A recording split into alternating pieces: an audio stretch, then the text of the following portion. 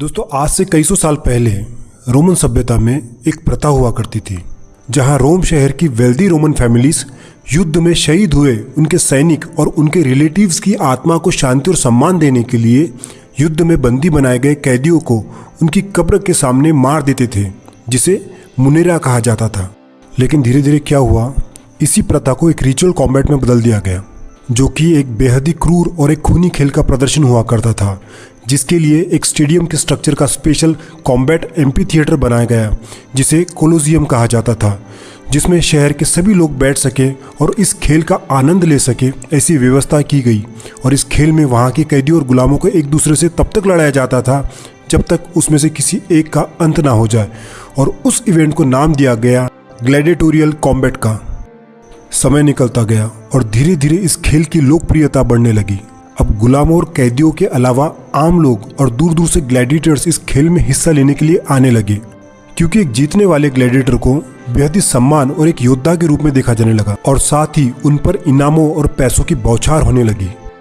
और फिर वो दौर आया जब ग्लैडिएटोरियल स्कूल का निर्माण हुआ, जहाँ लड़ने की कला, टेक्निक, डिसिप्लिन और लड़ने की बारीकियां सिखाने जाने लगी। और उसके बाद रोमन साम्राज्य की जमीन पर एक से बढ़कर एक योद्धाओं का जन्म हुआ, जिसमें से कुछ जीत गए और कुछ बैटलफील्ड में शहीद हो गए। दोस्तों आज मैं जिस इंसान के बारे में बात करने वाला हूँ, मुझे कुछ समझ नहीं आ रहा था कि उस इंसान का इंट्रोडक्शन मैं कैसे दूं, क्योंकि मिक्स मार्शल आर्ट के हिस्ट्री में मुझे कोई ऐसा फाइटर नज़र नहीं आ रहा था जिसका रेफरेंस देके मैं उसके बारे में आपको बता सकूं। और इसीलिए मैंने आज के एपिसोड की शुरुआत ग्लैडिएटर के ओरिजिन से की, क्योंकि वो जब फाइटर लड़ता था तो ऐसा लगता था जैसे कोई मॉडर्न डे ग्लैडिएटर लड़ रहा हो।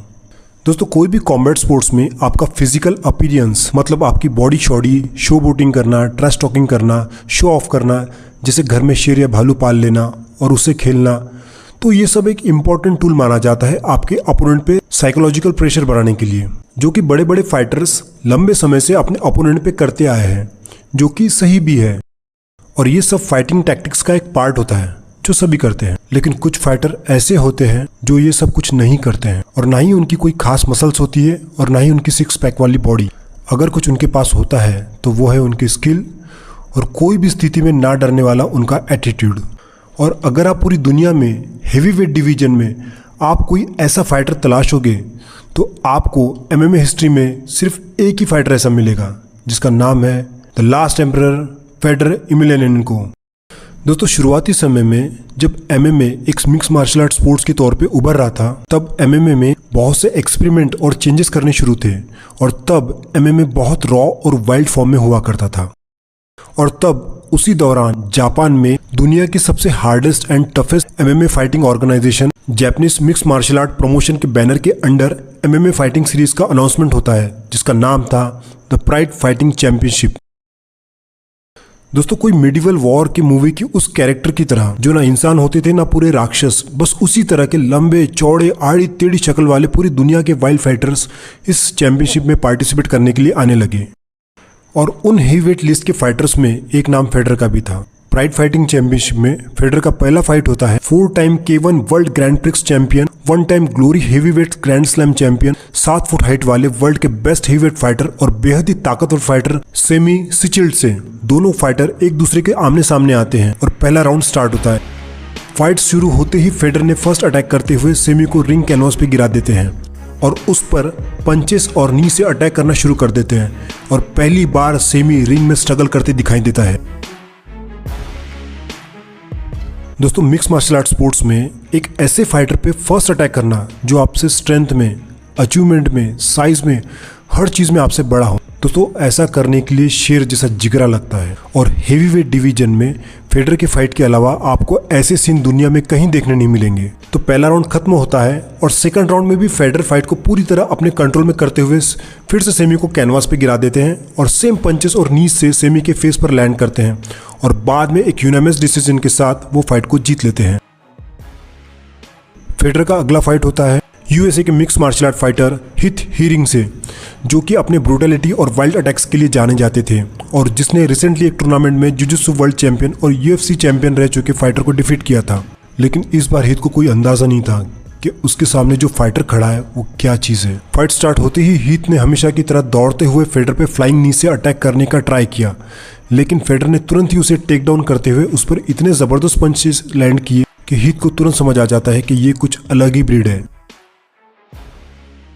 हीथ पूरे राउंड में कंप्लीट गार्ड रख के बस खुद को बचाने में लगे रहते हैं, क्योंकि उसे समझ ही नहीं आता है कि पंचेस आ कहां से रहे और कहां कनेक्ट हो रहे हैं। और कुछ ही मिनट बाद डॉक्टर फाइट को रोकते हैं और हीथ को RSCI मतलब referee stop the contest due to injury करार देते हुए फेडर को विनर घोषित करते हैं।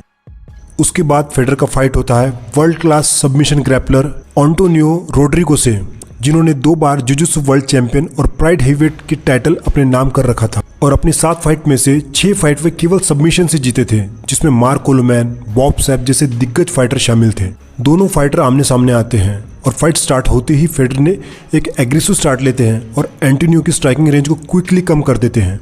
फेडर एंटोनियो को सेट होने का और संभलने का मौका ही नहीं देते हैं और explosive ground and pound striking से एंटोनियो पे अटैक करते हैं। बाद में फाइट ग्राउंड पे चली जाती है और फेडर एंटोनियो के गार्ड में घुस के उस पर अटैक करने लगते हैं, जो कि एक जुजुत्सु फाइटर के अगेंस्ट खेलना मतलब सबसे डेंजरस पोजीशन मानी जाती है। एंटोनियो ने आर्म बार और ट्रायंगल जैसे सबमिशन ट्राई करते हैं, लेकिन फेडर के स्पीड और क्विक रिएक्शन के सामने एंटोनियो का कुछ ना चलता है। नतीजा, फेडर उस फाइट को यूनानिमस डिसीजन के साथ जीत लेते हैं।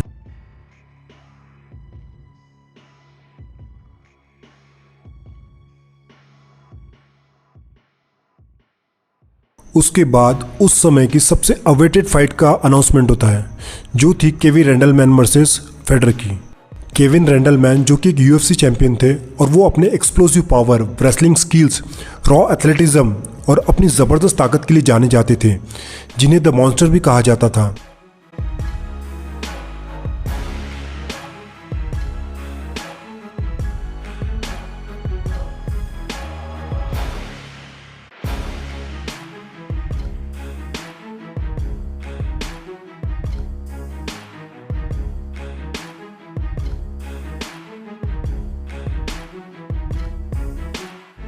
केविन और फेडर का फाइट स्टार्ट होता है और फाइट स्टार्ट होते ही केविन फेडर पे इंटेंस अटैक करते हुए आगे बढ़ता है और अपनी सिग्नेचर मूव्स के सेटअप के ट्रैप में फेडर को फंसाने के लिए उसे होल्ड करता है।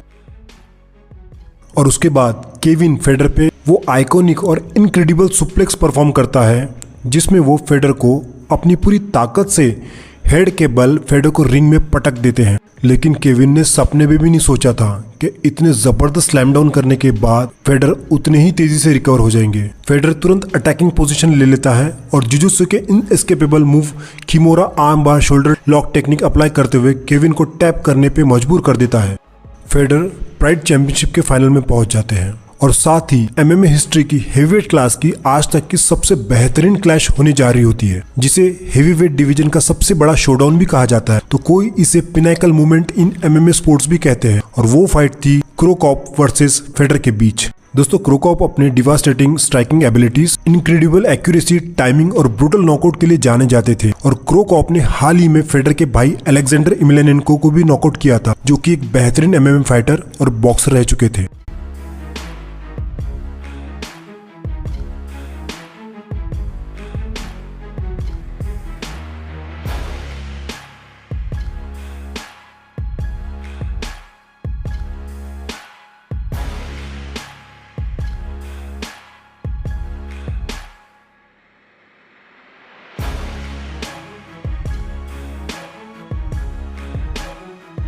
दोनों फाइटर आमने सामने आते हैं और फाइट की शुरुआत होती है।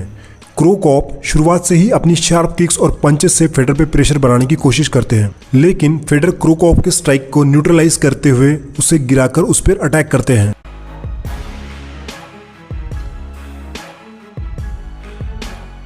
सेकंड राउंड स्टार्ट होता है, लेकिन उसमें भी फेडर अपनी स्ट्राइकिंग और स्पीड से पूरी तरह डोमिनेट करते दिखाई देते हैं। जवाब में क्रो कॉप भी फेडर पे बहुत ही लीथल किक से अटैक करता है, लेकिन फेडर के सामने वो सब बेअसर हो जाती है।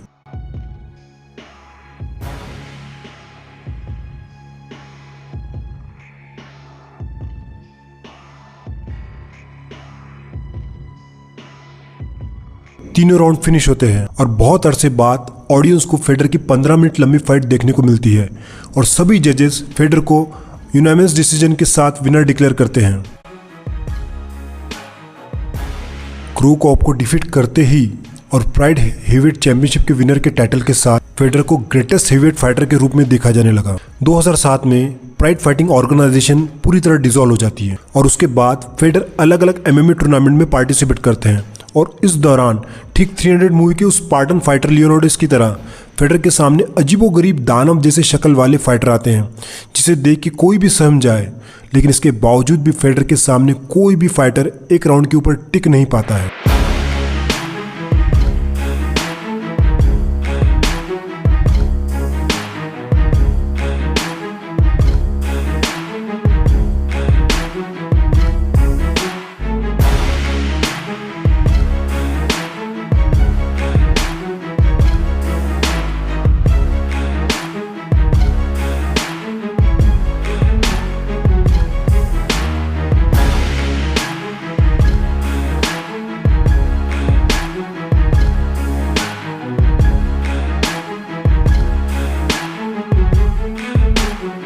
और फिर साल 2010 आता है और फेडर को एमएमए में लगभग 10 साल होने को आए थे।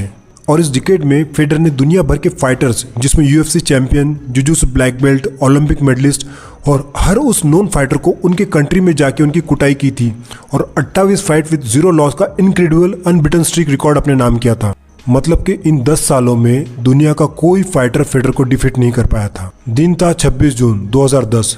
फेडर का फाइट होना था one of the best grappler और ब्राजीलियन जुजुत्सु वर्ल्ड चैंपियन फैब्रिको वेरडम से, और उस समय वेरडम का रिकॉर्ड था 13 विन विद 4 लॉस। सभी फाइट एनालिसिस और एक्सपर्ट्स इस फाइट को वन साइडेड डिक्लेयर कर चुके थे क्योंकि फेडर ऐसे ऐसे फाइटर्स को हरा चुके थे जिसके सामने वेरडम बहुत ही साधारण नजर आ रहे थे। तो फाइट की शुरुआत होती है और फेडर ने एग्रेसिव अप्रोच के साथ अपनी सिग्नेचर स्ट्राइकिंग से वेरडम पे अटैक करना शुरू कर देते हैं। दूसरी तरफ वेरडम, जो कि एक बेहद ही शार्प जुजुत्सु आर्टिस्ट थे, वे भी एक अपॉर्चुनिटी का वेट कर रहे थे जहां वो वेडर को अपने ट्रैप में फंसा सके। जैसे जैसे फाइट आगे बढ़ती है फेडर वेरडम पे अटैक्स बढ़ा देते हैं और कुछ ओवरहैंड हेवी ब्लोज वेरडम पे लैंड करते हैं जिससे वेरडम नीचे गिर जाते हैं। नीचे गिरते ही फेडर ने जंप करके वेरडम पे फेस पे अटैक करके फाइट को अर्ली फिनिश करने का सोचते हैं, लेकिन अटैक करते करते फेडर अपना लेफ्ट हैंड वेरडम के ट्रायंगल चोक ट्रैप में फंसा बैठते हैं जिससे फेडर एक बहुत ही पेनफुल और एक अनबियरेबल और डेडली आर्मबार ट्रायंगल में फंस जाते हैं। नतीजा फेडर को फाइट गिव अप करनी पड़ती है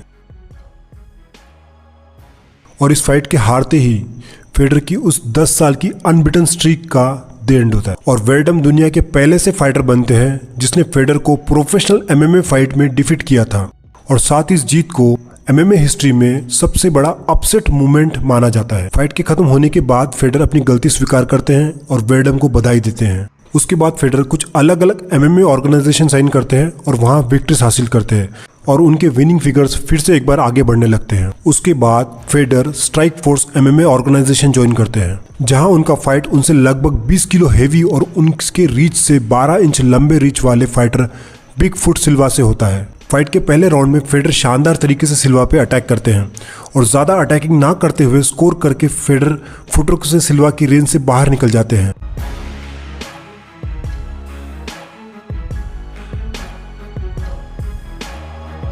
क्योंकि फेडर को पता होता है कि सिल्वा एक बहुत ही ताकतवर और बहुत ही हेवी फाइटर है और ग्राउंड गेम में उनके लिए बहुत मुश्किलें पैदा कर सकते हैं। सिल्वा फेडर पे एक दो हेवी ब्लोज लैंड करवाने में सफल तो रहते हैं, लेकिन वो फेडर को टेक डाउन नहीं कर पाते हैं। राउंड 1 खत्म होता है और फर्स्ट राउंड पूरी तरह से फेडर के फेवर में जाता है। सेकंड राउंड स्टार्ट होता है और 5 मिनट वाले इस लंबे राउंड के स्टार्ट में ही वो होता है जो फेडर नहीं चाहते थे। सिल्वा फेडर को रिंग कैनवास पे गिरा देते हैं और एक डोमिनेंट पोजीशन पे आके फेडर पे ब्रूटली अटैक करना शुरू कर देते हैं। फेडर बहुत बार पूरा जोर लगाकर उस ट्रैप से निकलने का ट्राई करते हैं, लेकिन वो सिल्वा के ग्रिप से नहीं निकल पाते हैं। इसी दौरान सिल्वा कभी फेडर पे रियर नेक चोक लगाते हैं तो कभी उनके नी बार ट्राई करते हैं, लेकिन सिल्वा को पता होता है कि फेडर इतने आसानी से गिव अप करने वाले फाइटर नहीं है। उसके बाद सिल्वा फेडर के स्टमक पे आ जाते हैं जिसे एमएमए में फुल माउंट पोजीशन कहा जाता है, जो एमएमए में सबसे खतरनाक पोजीशन में से एक है। उसके बाद सिल्वा फेडर पे बहुत रूथलेसली कोई किंग कॉन्ग की तरह सीधा उनके फेस पकड़कर उन पर अटैक करते हैं।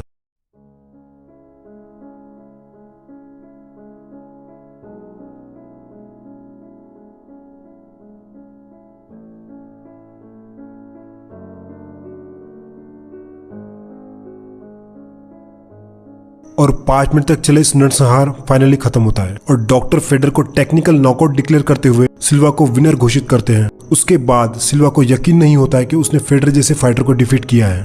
दोस्तों, कॉम्बैट स्पोर्ट्स में एक फाइटर की एक निगेटिव सोच, एक निगेटिव थॉट उसकी पूरी जिंदगी को, उसके पूरे कैरियर को खराब कर सकते हैं। और यहाँ तो कोई फाइटर की रूह कांप जाए ऐसे डैमेजेस दिए थे सिल्वा ने फेडर को, उसके बावजूद भी फेडर गिव अप नहीं करते हैं।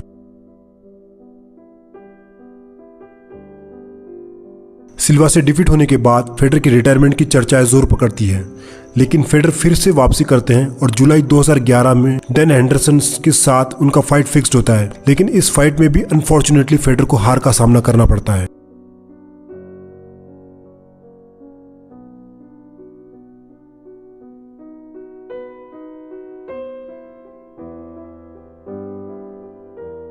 एक डिकेड तक अनडिफिटेबल फाइटर रहने वाले फेडर को कंटिन्यूसली 2 हार का सामना करना पड़ता है। उसके बाद फेडर अपने होम ग्राउंड रशिया लौट जाते हैं और वहां अलग अलग बैनर के अंडर फाइट्स करते हैं, जिसमें उन्हें सभी फाइट्स में विक्ट्रीज मिलती हैं। उसके बाद फेडर फिर से ग्लोबल लेवल पे वापसी करते हैं, जिसमें वे कई वर्ल्ड क्लास फाइटर पे अपनी जीत दर्ज करते हैं, जिसमें Jeff Monson, Olympic gold medalist Satoshi Ishii, Fabio Maldonado, UFC heavyweight champion Frank Mir, UFC middleweight champion Chael Sonnen और UFC heavyweight champion Rampage Jackson जैसे फाइटर इसमें शामिल होते हैं। और फाइनली 4 फरवरी 2023 को Fedor 40 win 7 loss 1 no contest के रिकॉर्ड के साथ फेडर 42 की एज में ऑफिशियली रिटायरमेंट लेने का डिसीजन लेते हैं और इस तरह एक महान योद्धा का दौर खत्म होता है।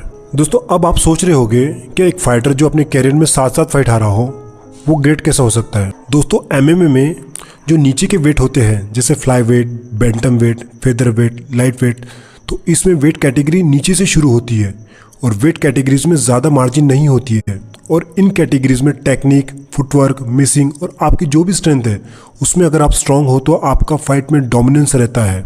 लेकिन जो ऊपर की वेट कैटेगरीज होती है जैसे heavy weight, super heavy weight, इनकी वेट कैटेगरीज में वेट डिफरेंसेस ज़्यादा होता है और इसलिए पावर भी भयंकर होता है। और एक एमएमए के हेवी वेट फाइटर में इतनी भयंकर पावर होती है कि वे एक पंच में अच्छों की याददाश्त खत्म कर सकते हैं। तो फिर टेक्निक क्या चीज़ है? इसलिए इस वेट में टेक्निक से ज़्यादा ताकत वाले फाइटर का डोमिनेंस ज़्यादा रहता है। और इस वेट कैटेगरी में फेडर ने 10 साल तक 28-0 की अनबिटन स्ट्रिक मेंटेन की और वो भी उस दौर में जब एमएमए में दुनिया के सबसे बेहतरीन और टफेस्ट और वाइल्ड फाइटर्स हुआ करते थे।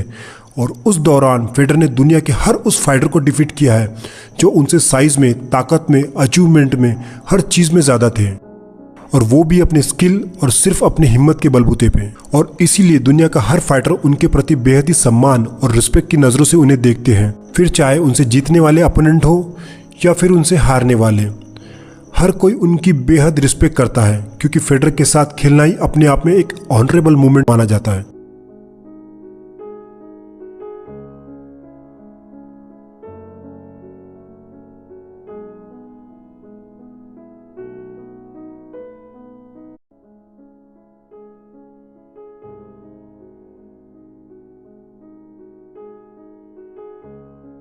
और अब रहा सवाल उनकी हार का। तो फेडर की हार उनके 10 साल के 28-0 के अनबिटन स्ट्रीक के बाद हुई। जहां फाइटर अपना रिटायरमेंट ले लेते हैं वहीं फेडर ने अपनी पहली फाइट हारी थी और उसके बाद भी फेडर ने current UFC champion, current Olympic champion जैसे फाइटर को डिफीट किया था।